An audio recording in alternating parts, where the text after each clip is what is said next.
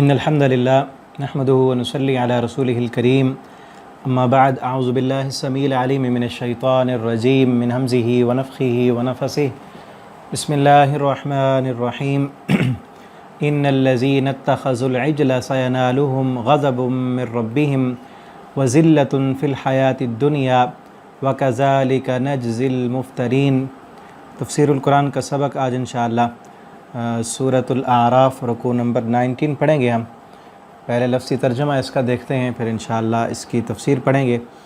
ان الذین بے شک وہ لوگ اتخذوا جن سب نے بنایا العجل بچھڑے کو، سینالہم ان قریب پہنچے گا انہیں، کہ جن لوگوں نے پچھلے رکوع میں ہم نے پڑھا تھا بچھڑے کو معبود بنا لیا تھا سامری جادوگر نے قوم کے زیورات اکٹھے کر کے، تو اللہ تعالیٰ اب ان کا نتیجہ بیان کر رہے ہیں۔ سینالہم ان قریب پہنچے گا انہیں غضب غضب من ربہم ان کے رب کی طرف سے، وذلت اور ذلت فی الحیات الدنیا دنیا کی زندگی میں، وکذالک اور اسی طرح نجزی ہم بدلہ دیتے ہیں المفترین بہتان باندھنے والوں کو، والذین اور وہ لوگ عاملو جن سب نے عمل کیے السیئات برے، ثم پھر تابوا ان سب نے توبہ کی، من بعدہا اس کے بعد، وآمنوا اور وہ سب ایمان لائے، ان ربک بے شک آپ کا رب، من بعدہا اس کے بعد، لغفور الرحیم یقیناً بے حد بخشنے والا، رحیم بڑا مہربان ہے۔ ولما اور جب سکتا ٹھنڈا ہو گیا عن موسیٰ علیہ السلام سے الغضب و غصہ، اخذا تو اٹھا لیں الواح تختیاں، وفی نسختہا اور ان میں جو لکھا تھا ان تختیوں میں جو لکھا تھا ہدن وہ ہدایت تھی، ورحمت اور رحمت تھی، للذین ان لوگوں کے لیے جو ہم بربہم یرہبون وہ جو اپنے رب سے ڈرتے رہتے ہیں، واختارا اور چنا موسیٰ علیہ السلام نے قومہ اپنی قوم سے 70 رجلاً 70 آدمی، لمیقاتنا ہمارے مقررہ وقت کے لیے، ہماری ملاقات کے لیے، فلما پھر جب اخذتہم الرجفہ پکڑ لیا انہیں زلزلے نے، قالا تو کہا موسیٰ علیہ السلام نے، ربی اے میرے رب، لو شئتا اگر تو چاہتا، اہلکتہم تو ہلاک کر دیتا انہیں، من قبل اس سے پہلے ہی، وإیائی اور مجھے بھی، اتہلکنا کیا تو ہلاک کرے گا ہمیں، بما اس وجہ سے جو فعل السفہاء منا کیا بے وقوف لوگوں نے، منا ہم میں سے، ان نہیں ہیا یہ الا مگر فتنتک تیری آزمائش، نہیں ہے یہ مگر تیری آزمائش، تو ذلو تو گمراہ کرتا ہے بہا اس کے ذریعے، اس آزمائش کے ذریعے، من تشاء جسے تو چاہتا ہے، وتہدی اور تو ہدایت دیتا ہے، من تشاء جسے تو چاہتا ہے، انت ولینا تو ہی ہمارا کارساز ہے، فاغفر لنا پس تو ہمیں معاف فرما، لنا ہمیں، ورحمنا اور تو رحم فرما ہم پر، وانت خیر الغافرین اور تو بہترین معاف کرنے والوں میں سے ہے، واکتب لنا اور تو لکھ دے ہمارے لیے، فی ہذہ الدنیا اس دنیا میں، حسنۃ بھلائی، وفی الآخرۃ اور آخرت میں بھی، انا ہدنا الیک بے شک ہم نے رجوع کیا تیری طرف، قال تو فرمایا اللہ تعالیٰ نے، عذابی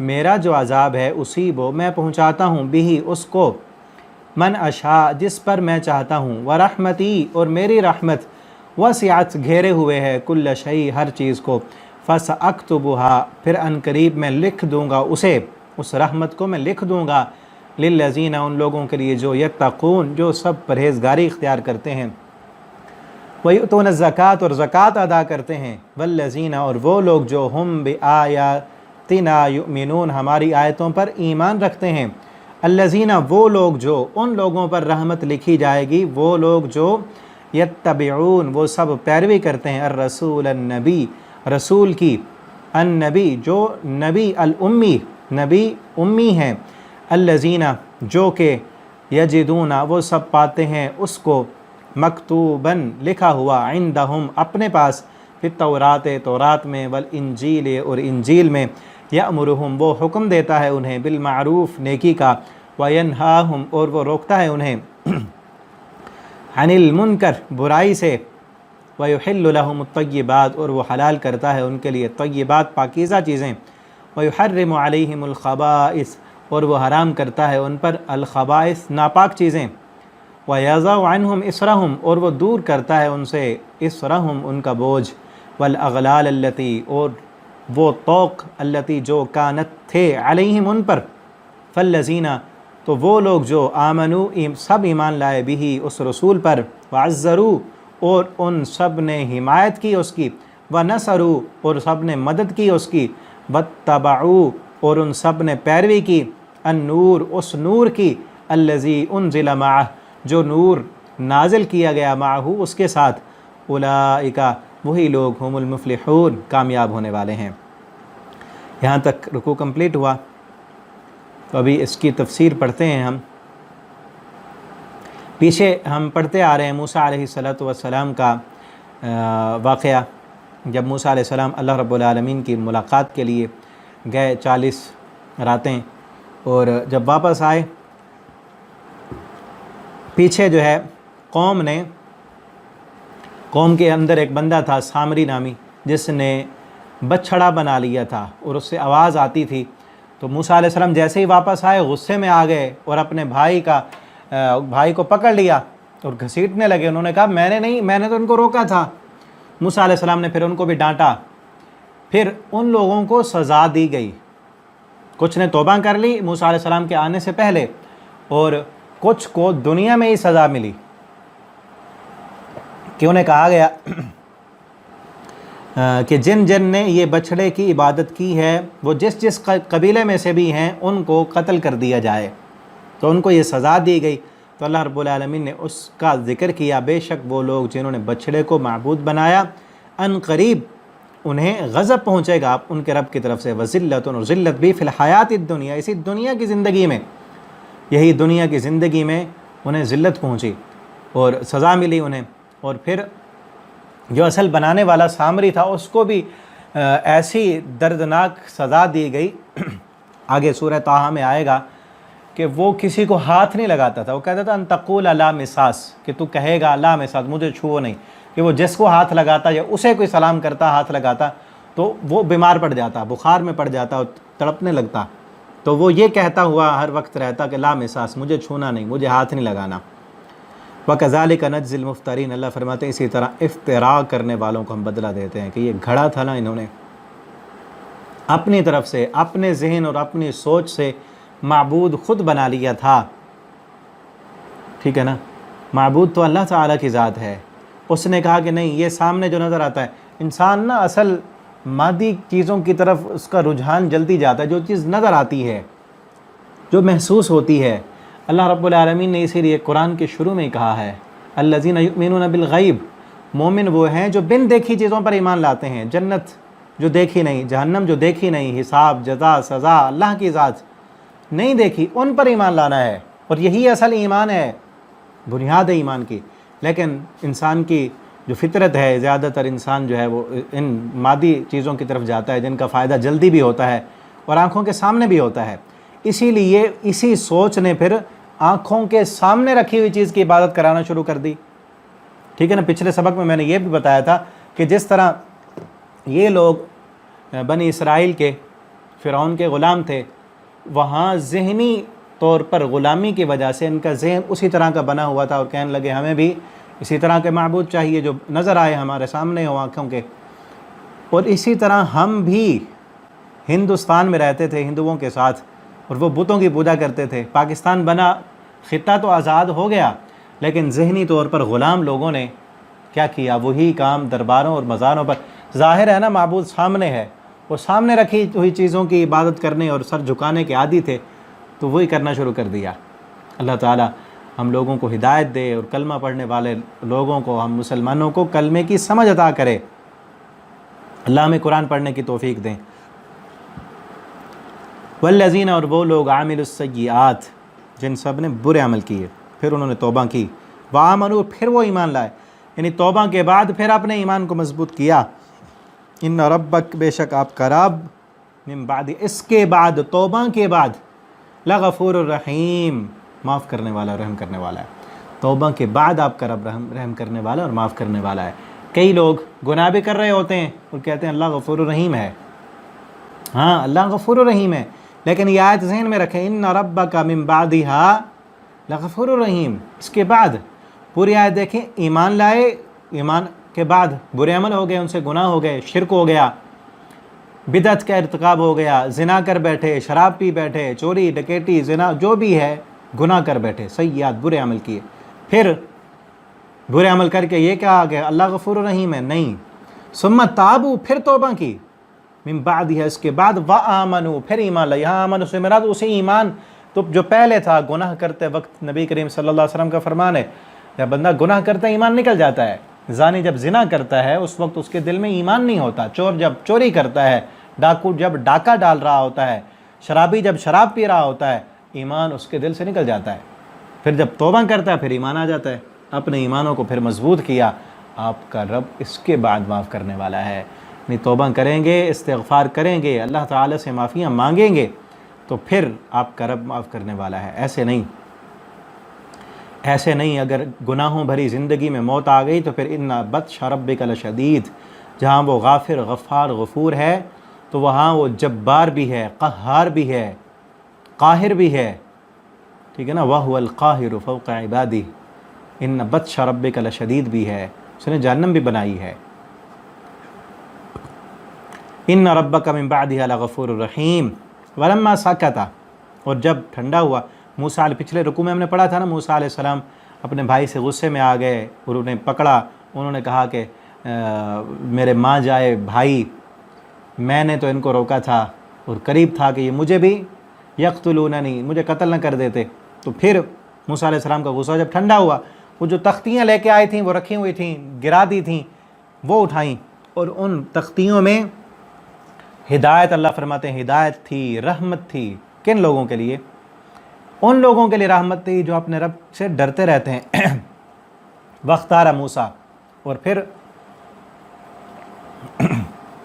یہاں سے نا اب ایک اگلے واقعے کی طرف اشارہ ہے، یہ اشارہ پہلے پارے میں بھی ہم پڑھ آئے ہیں، وہ یہ تھا کہ جب یہ تختیاں لے کے آئے موسیٰ علیہ السلام، قوم نے نہ مانا، ہدایت کی طرف راغب نہ ہوئے، کہنے لگے نہیں، آپ اللہ تعالیٰ سے ملاقات کر کے آئے ہیں، کہاں ملاقات ہوئی ہے، ہمیں بھی ساتھ لے چلیں، ہم نے بھی ملاقات کرنی ہے۔ اس طرح موسیٰ علیہ السلام پہلے تو گئے الگ 40 راتوں کے لیے، اللہ تعالیٰ سے ملاقات کر کے آئے اور یہ احکامات لے کے آئے، جب احکامات آ کر بتلائے اپنی قوم کو تو نہ مانا، انہوں نے کہا ہم نے بھی ملاقات کرنی ہے۔ تو وَاخْتَارَ مُوسَىٰ قَوْمَهُ 70 رَجُلًا، موسیٰ علیہ السلام نے اپنی قوم کے 70 آدمی مقرر کیے، اور 70 جن کو اللہ کی ملاقات کے لیے لے کے جانا تھا، تو وہ سارے سردار ہی ہوں گے نا، بڑے بڑے لوگ، ٹھیک ہے نا، پورے قبیلے والوں کے سمجھدار اور سردار، ماہر، ذہین، فطین، کہ وہ آ کر باقیوں کو بھی بتائیں گے۔ وہ 70 بندے لیے لمیقاتنا، ہمارے مقررہ وقت کے لیے، فلما، پھر جب اخذتہم، پکڑ لیا ان کو، رجفہ، زلزلے نے، پھر ان کو یہ جب وہاں پہنچے تب بھی نہ مانا انہوں نے۔ موسیٰ علیہ السلام ان کو کہا کہ یہاں کوہ طور پر میں نے ملاقات کرنی اللہ رب العالمین سے، انہوں نے کہا کہ ہم نے اللہ کو دیکھنا ہے، ہم نے اللہ کو، موسیٰ علیہ السلام وہ تختیاں لے کے آ گئے ہیں، اب پیچھے موسیٰ علیہ السلام کو جو مطالبہ تھا، اللہ میں آپ کو دیکھنا چاہتا ہوں، وہ محبت میں تھا، یہ نہیں کہ موسیٰ علیہ السلام نہیں مانتے تھے، ان کا تھا کہ ہم ان تختیوں پر، آپ کے احکامات پر تب تک ایمان نہیں لائیں گے جب تک اللہ تعالیٰ خود آئیں، آرینا جہرا، ہم نے واضح دیکھنا ہے، پیچھے سورہ بقرہ آیت نمبر 55 میں ہے، انہوں نے کہا ہم نے سامنے سے دیکھنا ہے، آنکھوں سے دیکھیں گے، اللہ تعالیٰ پھر کہے ہمیں کہ یہ احکام میں نے دیے، پھر ہم مانیں گے، ایسے نہیں مانتے ہم۔ تو پھر کیا ہوا؟ فلما اخذتہم الرجفہ، تو ان کو رجفہ نے، زلزلے نے پکڑ لیا، زمین ہلنے لگی، کپ کپی ان پر طاری ہو گئی، تو پھر کیا ہوا؟ یہ سارے جو تھے گرے اور مر گئے، یہ بے ہوش ہو گئے۔ قال، تو کہا موسیٰ علیہ السلام نے، لو شئت اہلکتہم، اللہ اگر تو ان کو پہلے ہلاک کرتا تو کر سکتا تھا، من قبل، اس سے پہلے، وإیایا، اور مجھے بھی، اتہلکنا، کیا تو ہلاک کر دے گا ہمیں، بما فعل السفہاء منا، جو بے وقوف لوگوں نے، یہ تو چند بے وقوف لوگوں نے مطالبہ کیا تھا کہ اللہ، ہم نے اللہ تعالیٰ کو سامنے سے دیکھنا ہے، اور پھر اگر پوری قوم کے بڑے بڑے سرداروں کو لے کے میں یہاں آیا ہوں، اب میں اکیلا واپس چلا جاؤں، قوم والے مجھے تو نہیں چھوڑیں گے، تو کہیں گے تو نے کہیں مروایا ہے ہمارے بندوں کو۔ اللہ تو پہلے وہاں جب قوم کے اندر موجود تھے وہاں ہی ان کو پکڑتا تو پکڑ سکتا تھا، وہاں ہی ان کو ہلاک کر دیتا، موت دے دیتا، اور مجھے بھی موت دے دیتا۔ بما فعل السفہاء منا ان ہی الا فتنہ، پھر ساتھ ہی یہ بھی کہا ان ہی الا فتنہ، تو اللہ یہ تیری آزمائش ہے، یہ تیری طرف سے آزمائش ہے، تو آزمانا چاہتا ہے، میری سمجھ میں نہیں آ رہا تو ہے تیری طرف سے آزمائش۔ تو ہمیں بھی ایسے موقعوں پر جب کوئی مشکل آ جائے، اب دیکھیں نا پریشانی ہے، قوم کے بڑے بڑے لوگوں کو لے کر آئے ہیں، اب وہاں سارے کے سارے فوت ہو گئے، مر گئے، اب پیچھے جا کر قوم کو کیا کہیں گے؟ پھر کون ایمان لائے گا؟ کون بات مانے گا؟ تو کہیں گے 70 بندے ہمارے لے گئے، کہاں گئے؟ ٹھیک ہے نا۔ اور اگر یہ بھی کہیں کہ اللہ تعالیٰ نے انہیں ان کے مطالبے کی وجہ سے فوت کر دیا ہے، تو پھر بھی وہ نہیں مانیں گے، کیونکہ سب کی اکٹھی تھوڑی موت آتی ہے۔ تو پھر کیا کہا؟ تو ان نشانیوں کے ذریعے، ان آزمائشوں کے ذریعے جسے چاہتا ہے ہدایت دیتا ہے، اور جسے چاہتا ہے جو نہ مانے باغی بن جائیں آگے سے، تو وہ ان نشانیوں کو نہ ماننے کی وجہ سے گمراہ ہو جاتے ہیں۔ انت ولینا، اللہ تو ہمارا کارساز ہے، معاف کر دے ہمیں، معافی بھی مانگی ساتھ، اللہ تو ہمیں معاف کر دے، تو بہترین معاف کرنے والا ہے۔ دوسری جگہ پر ہے وانت ارحم الراحمین، تو رحم کرنے والوں میں سب سے بڑا رحم کرنے والا ہے، تو ہم پر رحم فرما اور ہمارے گناہوں کو معاف کر۔ تو اللہ تعالیٰ نے آگے کیا فرمایا؟ پھر ان کو اللہ تعالیٰ نے دوبارہ زندہ کر دیا تھا، دوبارہ زندہ کیا، اور واپس آئے یہ، وَاکْتُبْ لَنَا فِي هَذِهِ الدُّنْيَا حَسَنَةً، اور لکھ دے تو ہمارے لیے اس دنیا میں بھلائی لکھ دے، وَفِي الْآخِرَةِ حَسَنَةً، آخرت میں بھی اچھائی لکھ دے۔ یہی دعا جو سورہ بقرہ میں ہم پڑھا ہیں، ربنا آتنا فی الدنیا حسنہ وفی الآخرۃ حسنہ وقنا عذاب النار، نبی کریم صلی اللہ علیہ وسلم کثرت سے دعا کیا کرتے تھے۔ اس دعا کو بھی یاد کریں، پڑھنے کا معمول بنائیں، ٹھیک ہے نا۔ اور یہ بھی اسی طرح کی، اللہ تو ہمارے لیے دنیا میں بھی اچھائی لکھ دے، بھلائی لکھ دے، آخرت میں بھی ہمارے لیے اچھائی لکھ دے۔ تو اللہ تعالیٰ نے کیا فرمایا؟ عذابی اصیب بہ من اشاء، میرا عذاب جو ہے اسے میں پہنچاتا ہوں جسے چاہتا ہوں، میری آزمائشیں، میرا عذاب جسے میں چاہتا ہوں، نافرمان، باغی، سرکش، معافیاں نہ ماننے والے، تکبر کرنے والے، جس کو چاہتا ہوں وہ عذاب پہنچاتا ہوں۔ اور رحمتی، اور میری رحمت وسعت کل شیء، ہر چیز کو گھیرے ہوئے ہے، ہر چیز سے وسیع ہے۔ اللہ کی رحمت جو ہے دنیا میں ہر چیز سے زیادہ ہے۔ اگر اللہ کی رحمت نہ ہو تو یہ زمین و آسمان قائم ہی نہ رہ سکیں۔ اللہ تعالیٰ فرماتا ہے اگر میری رحمت نہ ہو، میں تمہیں تمہارے گناہوں اور غلطیوں پر پکڑنا چاہوں اور سزا دینا چاہوں، تو زمین میں ایک بندہ بھی باقی نہ بچے۔ ہم سب مجرم ہیں، کل بنی آدم خطاؤن، آدم کی ساری اولاد خطا کار اور گناہ گار ہے۔ یہ اللہ کی رحمت ہی ہے کہ ہمارے گناہوں کے باوجود اللہ رب العالمین ہم پر اپنی رحمت کرتے ہیں، کرم نوازیاں کر رہے ہیں۔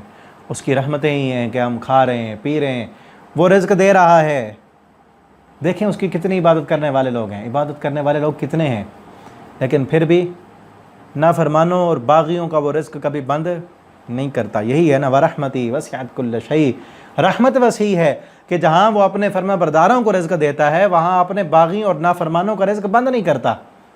اگر وہ محمد الرسول اللہ صلی اللہ علیہ وسلم پر اپنی رحمتیں نازل کرتا ہے تو ابو جہل کا رزق بھی بند نہیں کرتا۔ ابھی پیچھے پڑھانا، اگر وہ موسیٰ علیہ السلام کو جو ہے رحمتیں اور برکتیں عطا کرتا ہے، تو فرعون کا بھی اس نے جب تک زندہ تھا اس کا رزق بند نہیں کیا، اس کو بادشاہت بھی دی، ساری رحمتیں تھیں۔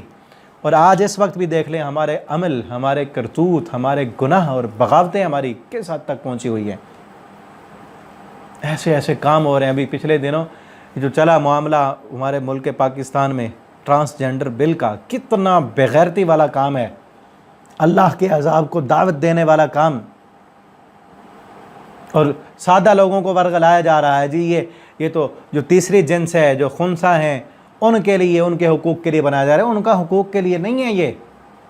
یہ بغیرتی کو پروموٹ کرنا ہے۔ سیدھا اس کا معنی یہ ہے کہ اگر کوئی بندہ آج تک وہ مرد تھا، آج وہ کہتا ہے کہ نہیں میں عورت ہوں، تو اس کو شناختی کارڈ بنا کے دے دو، وہ عورت ہے وہ مرد، وہ عورت بن گیا، وہ کسی مرد سے شادی کرنا چاہے کر لے۔ آگے اور بغیرتی کیا ہوگی؟ ایک مرد ہے، عورت بن گیا، ہے وہ مرد، عورتوں والے کپڑے پہن لیے اس نے۔ اب کہیں کوئی جاب آتی ہے، عورتوں کا فنکشن ہے، یا کالج یونیورسٹی میں خواتین کو پڑھانا ہے، وہ وہاں پہنچ جائے گا، میں عورت ہوں۔ اب وہاں وہ جا کے بدکاری کر دے، اس پر تو کیس بھی نہیں کر سکتے، وہ تو عورت ہے۔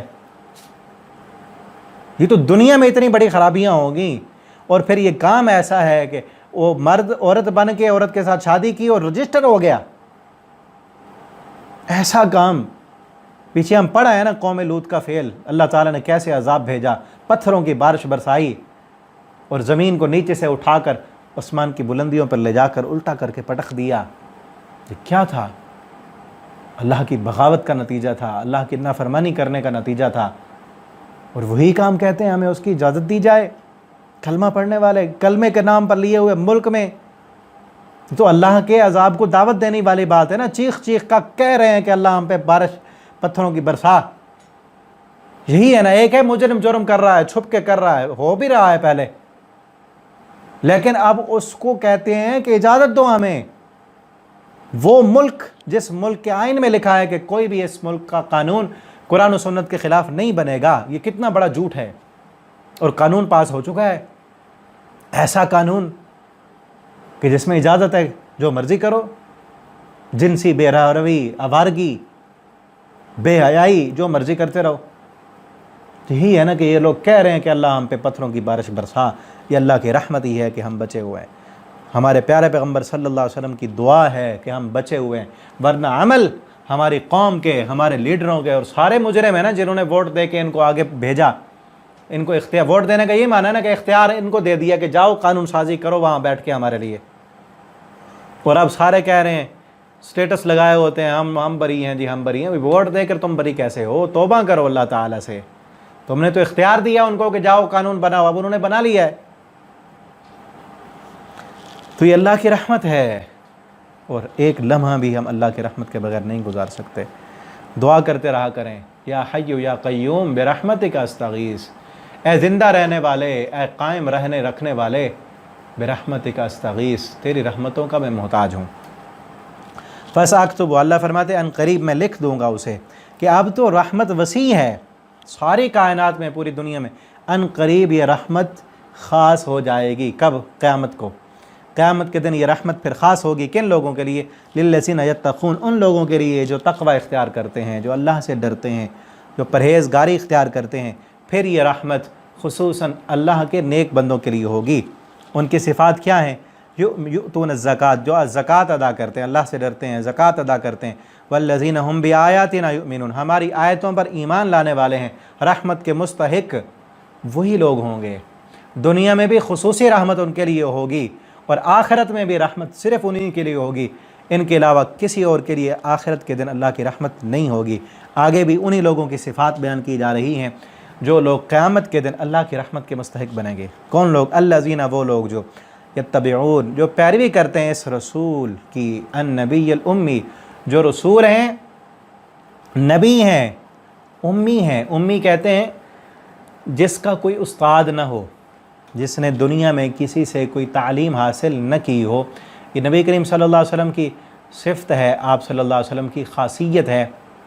اس کا ترجمہ جو ہے عموماً اردو میں ان پڑھ کیا جاتا ہے، لیکن وہ ہمارے یہاں اچھے الفاظ کے لیے استعمال نہیں کیا جاتا، تو اس لیے اس کا ترجمہ ایسے کرنا درست نہیں ہے، بلکہ یہ کیا جائے کہ جس کا کوئی استاد نہیں ہے۔ آپ صلی اللہ علیہ وسلم 40 سال تک کسی انسان کے پاس آپ نے جا کر تعلیم حاصل نہیں کی، لیکن اس کے باوجود بھی اللہ رب العالمین نے آپ کو ایسی آپ کی تربیت کی، اور اللہ نے آپ کو جو وحی کا علم دیا، اس علم کے ذریعے آپ صلی اللہ علیہ وسلم نے جو لوگوں کو تعلیمات فراہم کی ہیں، اور جو پوری دنیا میں آج تک جو تعلیمات ہم پڑھ رہے ہیں، اس کی مثال کہیں اور نہیں ملتی۔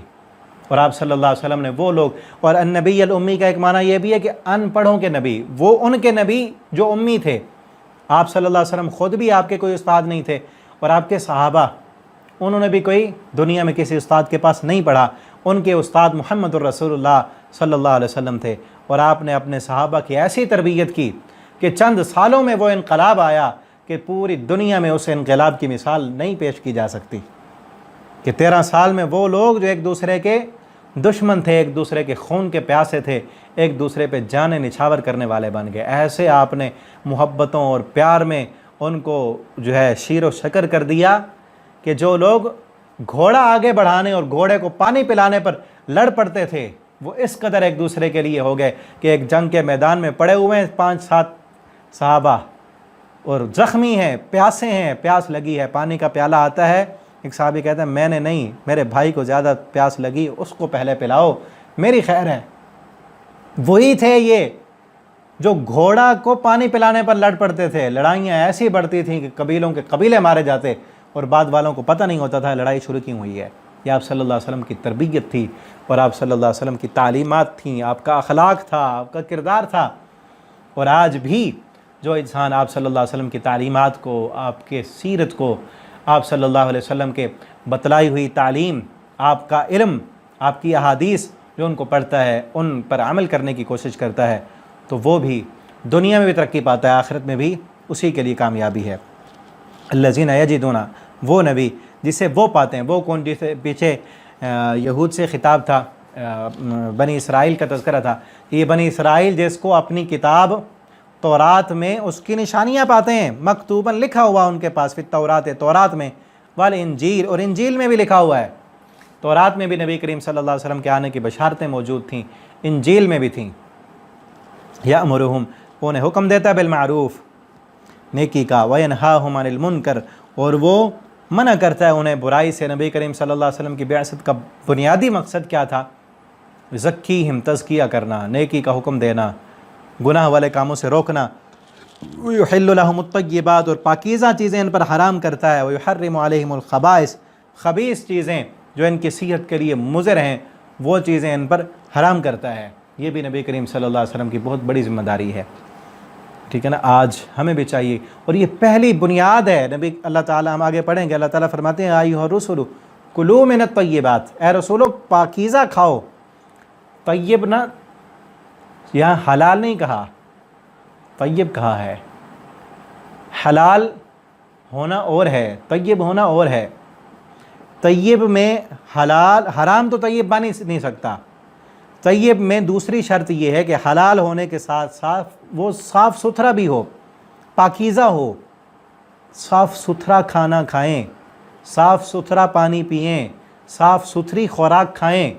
اچھی خوراک انسان کے جسم پر بہت زیادہ اثر انداز ہوتی ہے، ٹھیک ہے نا۔ لیکن آج اس چیز کو جو ہے نا شریعت سے الگ ایک ٹاپک سمجھ لیا گیا ہے۔ وہ کہتے ہیں خوراک کے بارے میں تو ہمیں ڈاکٹر بتائیں گے، جو اکنامکس پڑھا ہوا ہے وہی ہمیں بتائے گا، ٹھیک ہے نا۔ دینداروں کو کیا پتہ کہ کیا کھانا ہے؟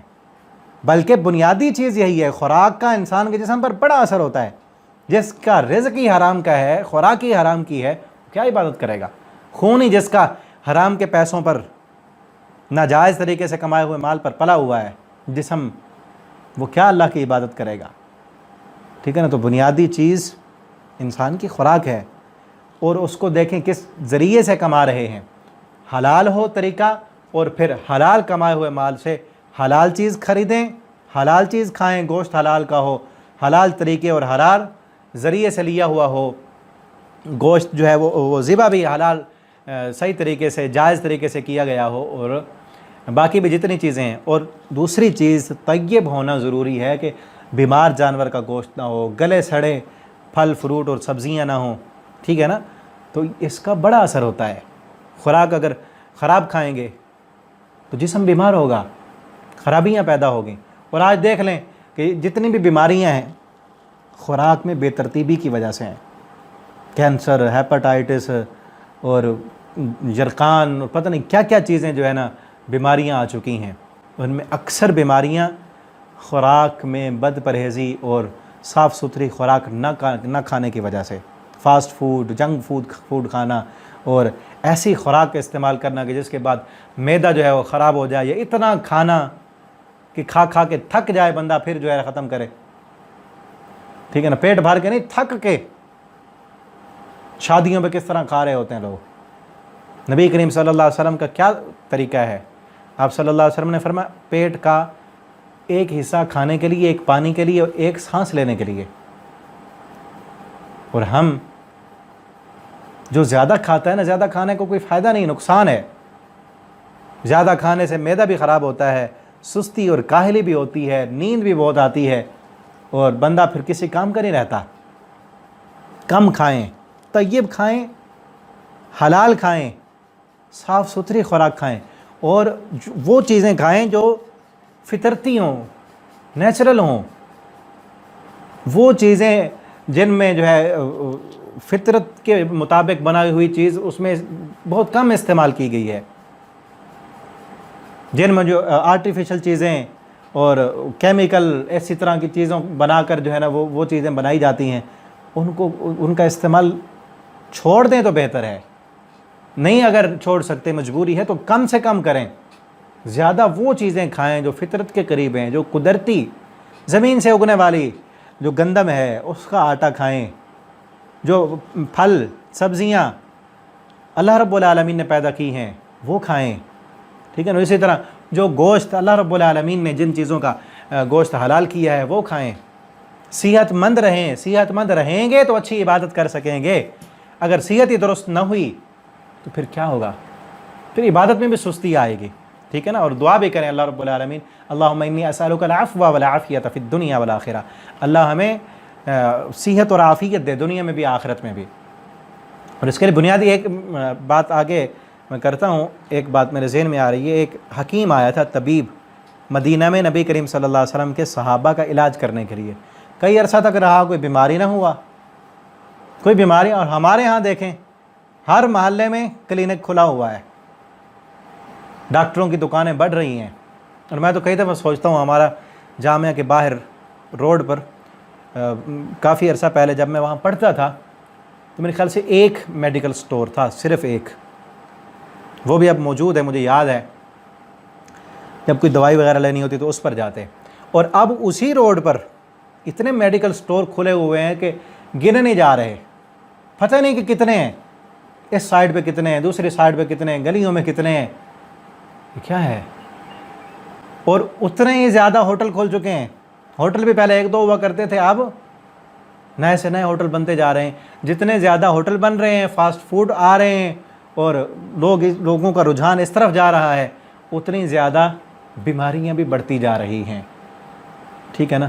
تو ہمیں چاہیے کہ ہم جو ہے یحل لہم الطیبات، پاکیزہ چیزیں جو ہیں، حلال اور پاکیزہ چیزیں کھائیں، خبیث چیزیں، ناقص چیزیں، گلی سڑی چیزیں۔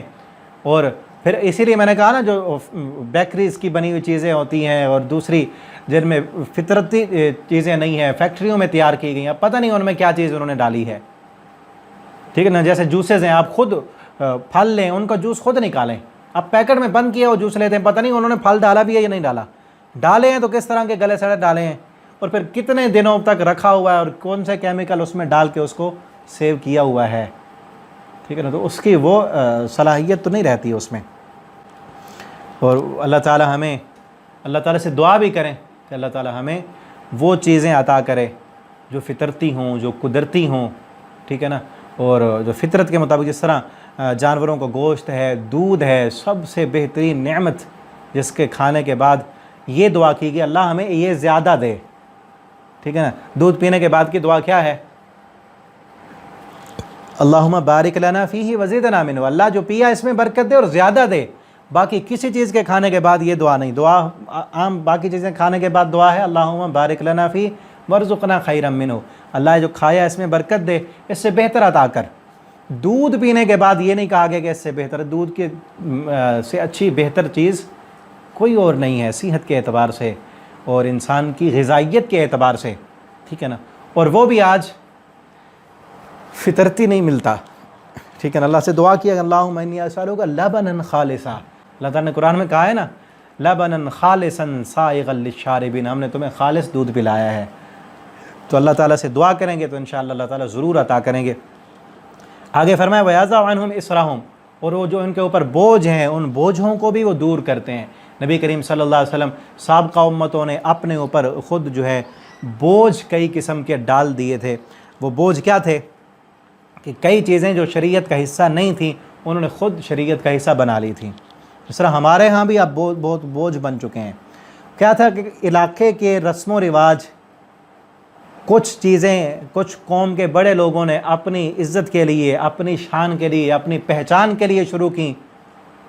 وہ شروع تو ہوئیں رسم کے طور پر، شروع ہوئیں رواج کے طور پر، شروع کی کسی بڑے نے، کسی قبیلے کے سردار نے اپنی عزت بڑھانے کے لیے پھر بعد والوں میں وہ چیزیں فرض بنا دی گئیں، اور پھر یہ بوجھ ہے نا کہ لوگوں کو اتارنا ہے۔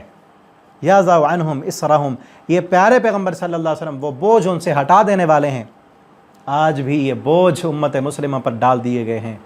یہ بوجھ ہی ہے نا کہ ایک بندہ فوت ہو گیا، اس کے چھوٹے چھوٹے یتیم بچے ہیں، اس کے چھوٹے چھوٹے یتیم بچے، کتنا بڑا بوجھ ہے۔ یتیم بچے، کمانے والا چلا گیا، اب ان پر بوجھ کیا ہے کہ ان کے کل بھی کریں اور 7 جمعراتوں تک دعوت بھی کریں، مولوی صاحب کو کھلائیں، پورے محلے والوں کو بلا کر ان کو دعوت کریں، نہ کریں تو لوگ کہیں گے ساری زندگی باپ ان کے لیے کرتا رہا، اس کے لیے کچھ بھی نہ کر سکے۔ یہ شریعت کا حصہ ہے؟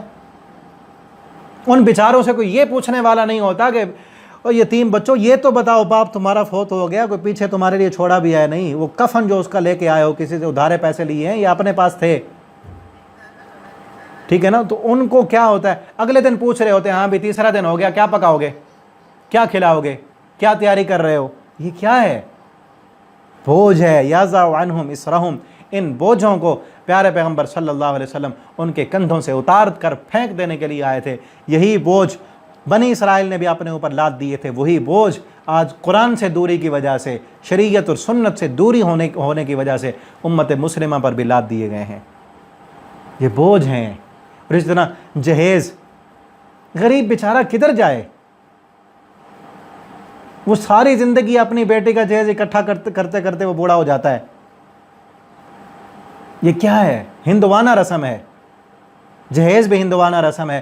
فوت ہونے کے بعد یہ تیجے، 7ویں، 40ویں ہندوانہ رسمیں ہیں، اور کئی قسم کی ایسی چیزیں، فلاں دن کو بھی یہ دعوت کرنی ہے، فلاں یوں کرنا ہے، یہ کرنا ہے۔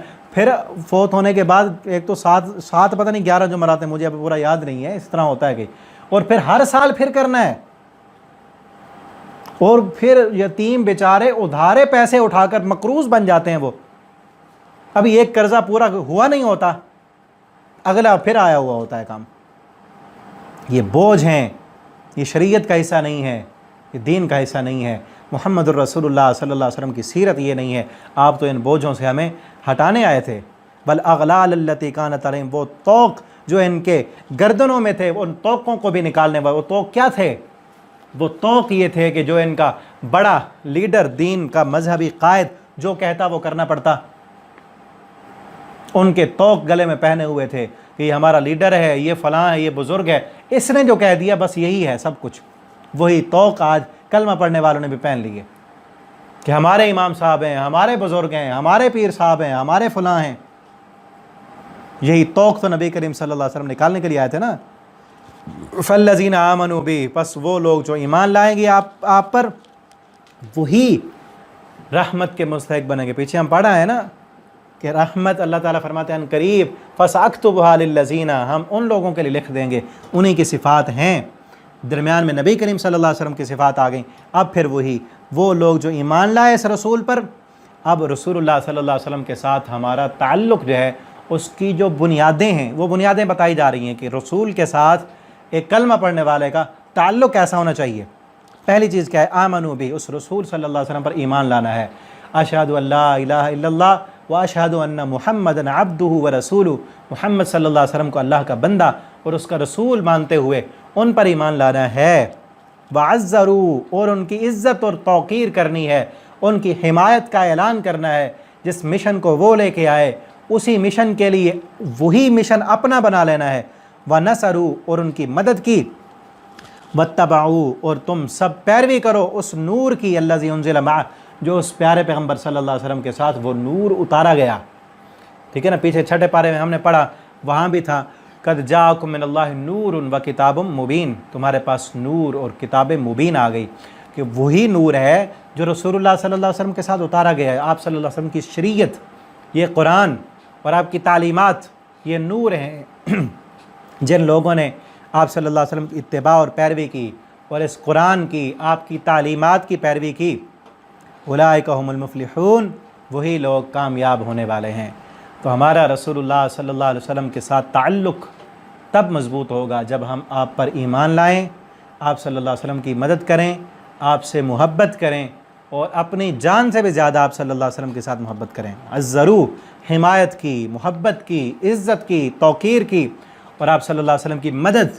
صحابہ کرام نے تو آپ کے ساتھ مل کر آپ کے ساتھ جہاد کیا، اپنی جانیں آپ کے لیے قربان کی۔